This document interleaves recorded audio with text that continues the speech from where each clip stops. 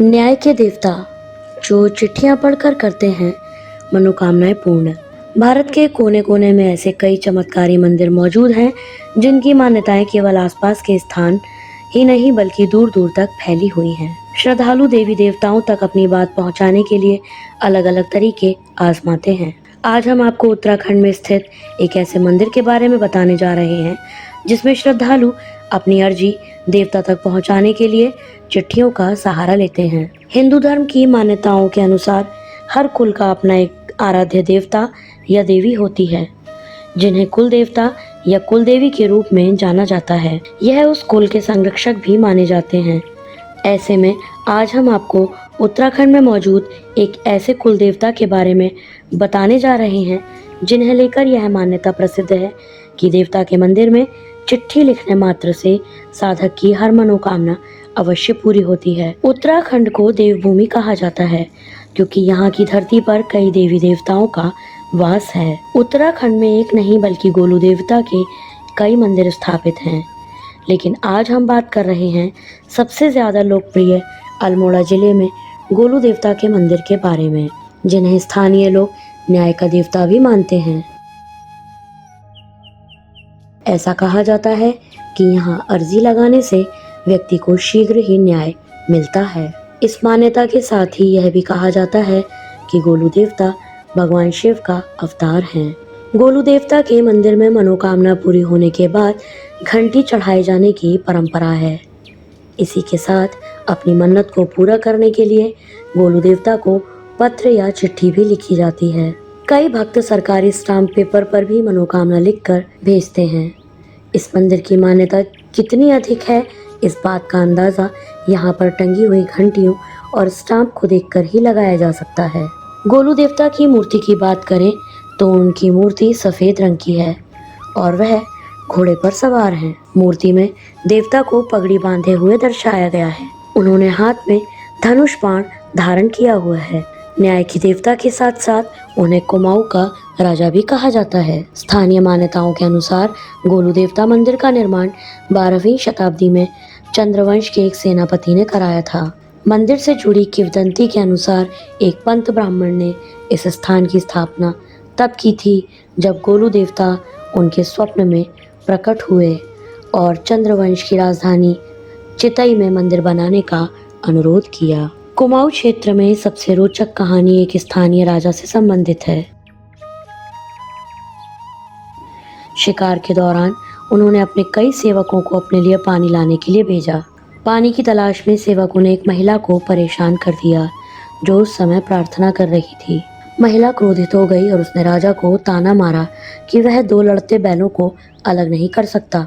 राजा ने यह चुनौती स्वीकार कर ली, लेकिन राजा अंततः असफल रहा। तब महिला ने स्वयं ऐसा कर दिखाया। राजा इससे प्रभावित हुआ और उसने विवाह कर लिया। जब राजा को इस रानी से एक पुत्र हुआ तो अन्य 7 रानियां उससे ईर्ष्या करने लगी। उन्होंने प्रसव के बाद बच्चे की जगह पर एक पत्थर रख दिया और बच्चे को एक बक्से में रखकर नदी में फेंक दिया। बच्चा मरा नहीं और एक मछुआरे को मिल गया।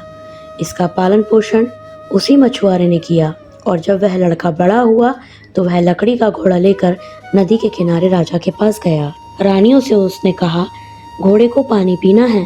तब और सभी रानियों ने हंसकर कहा कि लकड़ी का घोड़ा भी पानी पिएगा क्या? तब लड़के ने कहा, अगर गर्भवती औरत गर्भ के दौरान पत्थर को जन्म दे सकती है तो क्या लकड़ी का घोड़ा पानी नहीं पी सकता? राजा को तब रानियों के द्वारा की गई साजिश का ज्ञान हुआ। राजा ने सभी रानियों को दंडित कर लड़के को अपना पुत्र स्वीकार कर लिया। यही लड़का बाद में गोलू देवता के नाम से प्रसिद्ध हुआ। चितई गोलू देवता का मंदिर महज एक पूजा स्थल नहीं है, यह सत्य आस्था का प्रतीक है। इस स्थान की अनूठी आस्था प्रणाली में न्याय या मनोकामना पूरी होने पर लिखित याचिकाएं प्रस्तुत करना और घंटियां अर्पित करना शामिल है।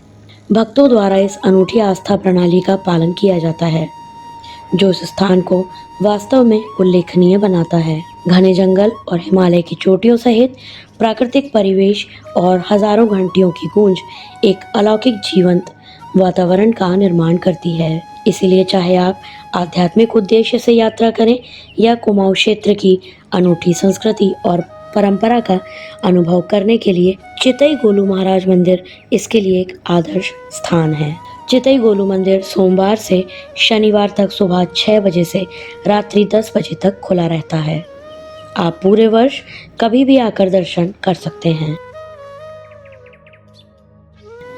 हालांकि मंदिर जाने का सबसे अच्छा समय मार्च से जून के मध्य का होता है, क्योंकि इस दौरान मौसम बहुत सुहाना रहता है। जुलाई और अगस्त में मानसून के कारण थोड़ी परेशानी हो सकती है, लेकिन अक्टूबर से लेकर मई तक का समय भी घूमने के लिए काफ़ी अच्छा है। तब इस क्षेत्र में चारों ओर बर्फ के पहाड़ भी देखे जा सकते हैं। चितई गोलू देवता का जन्मदिन चैत माह में बड़े धूमधाम से मनाया जाता है, जिसमें यहाँ विशाल मेला आयोजित किया जाता है। चैत्र नवरात्रि या शरद की नवरात्रि में भी यहाँ भक्तों की भारी भीड़ देखी जाती है। लोक गायकों द्वारा गोलू देवता का आह्वान करने के लिए किया जाने वाला यह पारंपरिक अनुष्ठान है। इसमें ढोल, मंत्रोच्चारण और चितई गोलू महाराज के जीवन और न्याय की कथा का प्रदर्शन होता है। मंदिर के आसपास आप ढाबे और भोजनालय में स्थानीय व्यंजनों का स्वाद चख सकते हैं। यहाँ की पारंपरिक मिठाई बाल मिठाई को भी जरूर आजमाएं। ध्यान रहे, पहाड़ी इलाके में कम इंटरनेट नेटवर्क के कारण डिजिटल भुगतान से अवरोध आ सकते हैं, इसीलिए समुचित धनराशि अपने साथ रखें। चितई गोलू देवता मंदिर अल्मोड़ा से लगभग 10 किलोमीटर की दूरी पर स्थित है।